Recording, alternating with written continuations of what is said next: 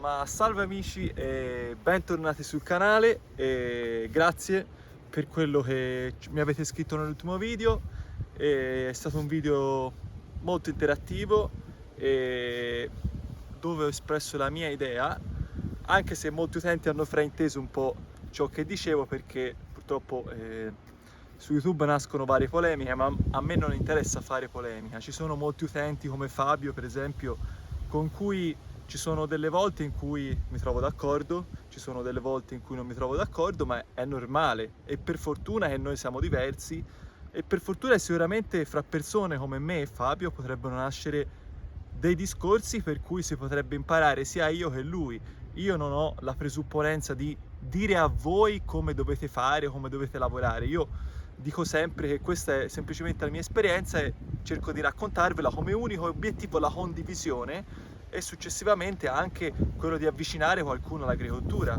Ci ho avuto dei messaggi queste settimane di persone che hanno fatto dei muri a secco perché hanno visto i video. Per me questa è una cosa bellissima e sicuramente l'obiettivo è questo. Però ecco, io non starei tanto a precipitarmi su questo argomento, anche perché non siamo qui per fare polemiche, siamo qui invece condivisione. Siamo qui perché dovete sapere che negli ultimi giorni qua in Toscana sono successi avvenimenti atmosferici che hanno causato veramente tanti danni. Diciamo hanno occupato più che altro la parte di Bisenzio, Prato, Campi, zone adiacenti anche alle mie colline. In queste zone, diciamo, grossi danni non ci sono stati, però io ho avuto una frana.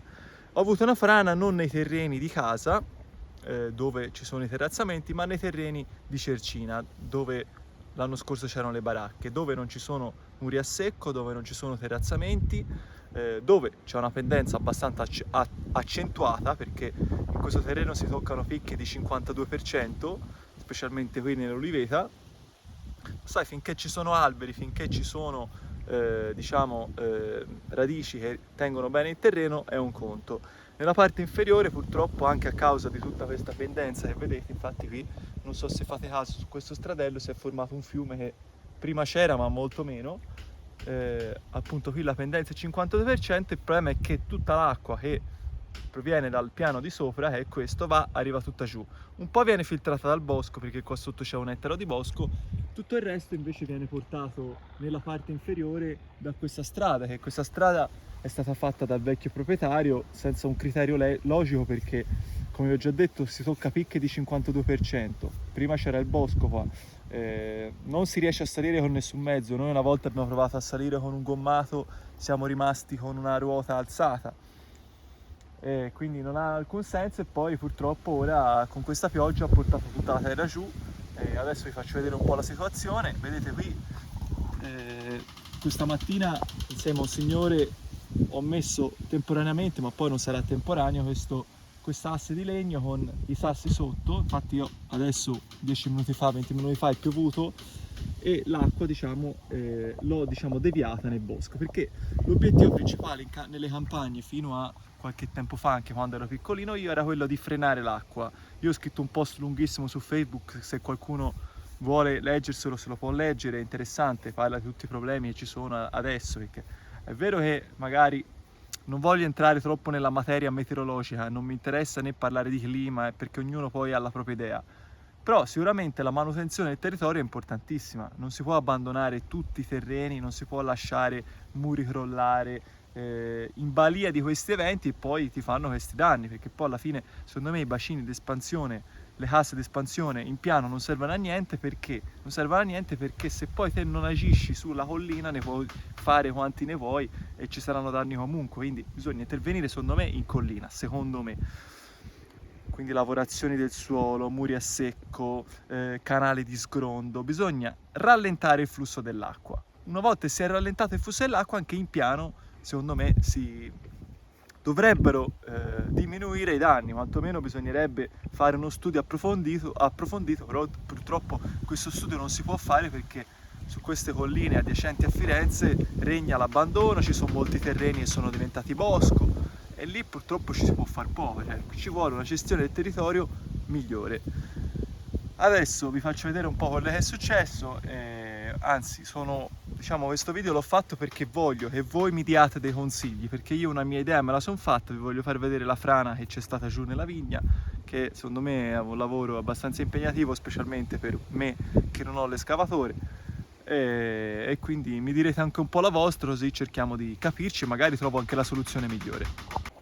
Allora amici, ci stiamo dirigendo verso la parte inferiore del terreno, vi volevo far vedere un altro, diciamo quasi la fine della salita. Fai vedere Gabriele, lo scavo che ha fatto in quest'area qui. Come vedete si è formato praticamente una cascata, una simil cascata.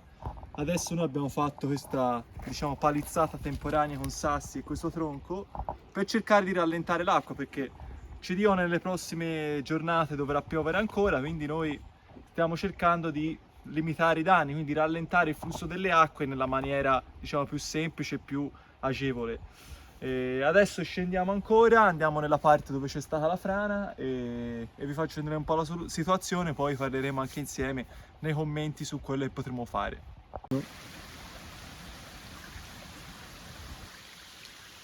Allora amici, come vedete sono arrivato al punto dove purtroppo è franato tutto.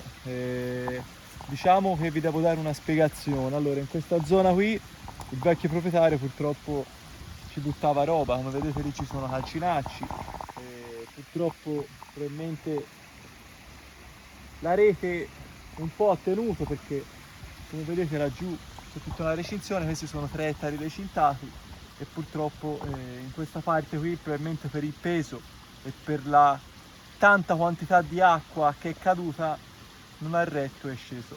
Probabilmente in queste parti a destra e a sinistra, diciamo, le riteniamo fortunate fra parentesi, perché ci sono gli alberi che con l'apparato radicale appunto che hanno tengono ben saldo il terreno e quindi un po' ci aiutano. In questo caso vedete la situazione è questa, è venuto giù tutto, ho provato ad andare giù, mi sono completamente sporcato tutto, per vedere un po' la situazione nella parte inferiore. Secondo me non c'è stata né una causa di acqua, troppa acqua che si è fermata qui che ha portato giù, né che il fiume sotto possa essersi ingrossato tanto e poi abbia portato via il tutto.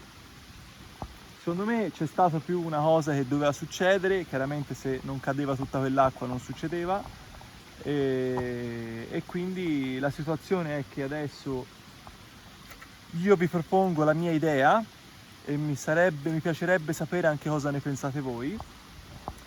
Io sarei per riportare tutta la terra su come prima, quindi rifare, diciamo, fra parentesi un argine, perché qua sotto c'è un fiume, quindi riportare sulla terra e riportare sulla rete, anche se ipotizzo che metterò la rete elettrosaldata adesso, perché questa qui non so se la potrò riutilizzare, però non c'è nessun tipo di problema. Questi pali di ferro che facevano parte della rete vanno tolti, riporterò su tutto e poi ipotizzo di fare 2 terrazze barra una terrazza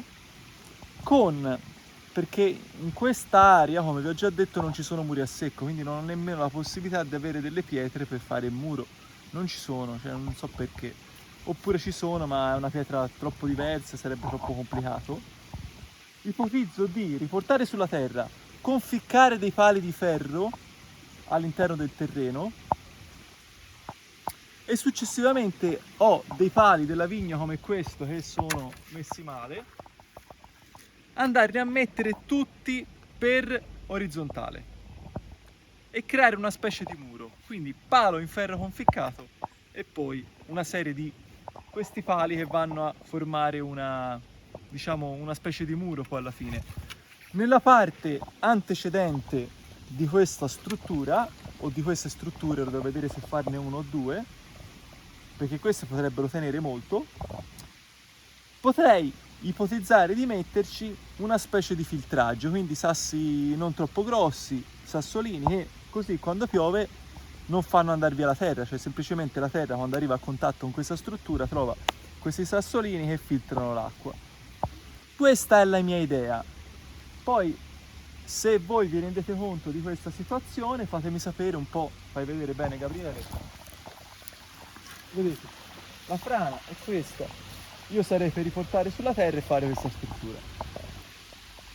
Insomma è un bel lavoro perché ci vorrebbe sicuramente con l'escavatore, però in situazioni più tranquille, quindi di terra un po' più asciutta, che in questo momento è proprio bagnata all'ennesima potenza, riportare su tutta la terra e poi vedere un po' come fare. Sono un po' addolorato e vi devo dire che stanotte ho dormito poco perché io non riesco a vedere le cose in disordine. Per me questa è una cosa... Fosse per me io partirei adesso con la pala e la zappa a rimettere a posto, però non si può in questo momento perché in questo momento mi entrano gli animali dentro e quindi la situazione è questa.